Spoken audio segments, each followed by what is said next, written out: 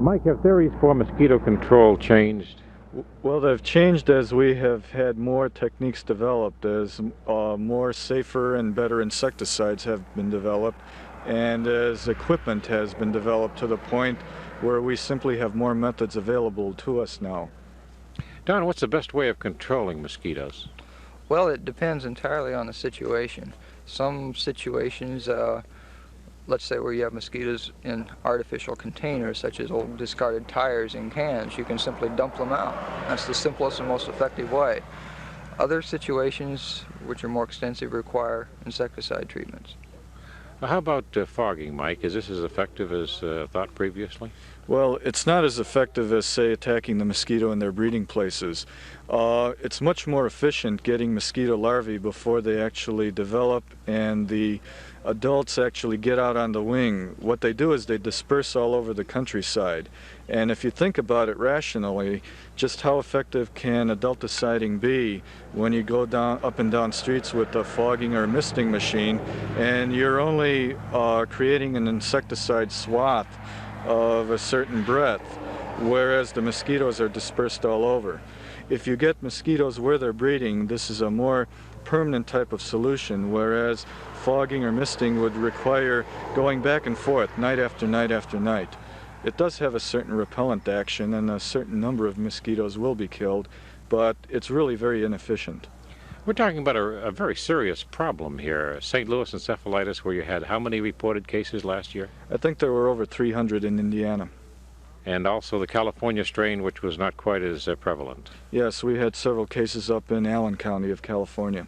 We're talking about a fatal disease now. This is what, 10 to 15% fatality? With St. Louis, usually a little less than 10%. It affects different age groups differently, however. There is a higher mortality rate amongst the elderly people.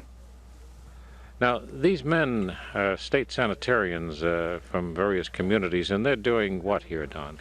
Well, we're trying to teach them some of the basics of mosquito sampling, mosquito survey, and mosquito identification. It's their job this year to begin mosquito survey activities in their respective counties. And there just isn't enough training available for people. And we're having to pick up that aspect of it. This is a typical drainage ditch that you would find along an Indiana highway. And how serious a problem would this be, and how would you control the mosquito situation here? Well, a situation like this might be very significant in some cases if you have tremendous populations. Probably it won't be much of a problem in most cases, but if they would find a lot of mosquitoes breeding in this area, it would require probably some sort of insecticide application at least once.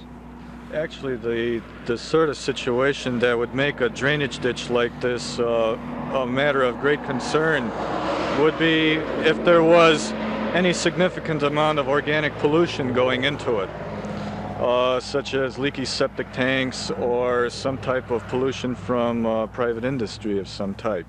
The Culex pipiens breed in larger numbers in polluted bodies of water, so the greater the amount of organic pollution, the more you would expect to find.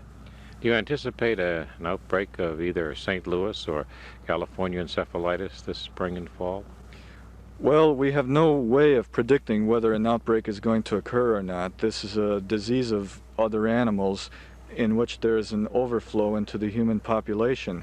And the critical question is whether or not there's going to be a population of infected birds moving into any particular area. The potential is there. We know it can happen because it happened last year. Whether or not it will happen or not, we have no way of predicting.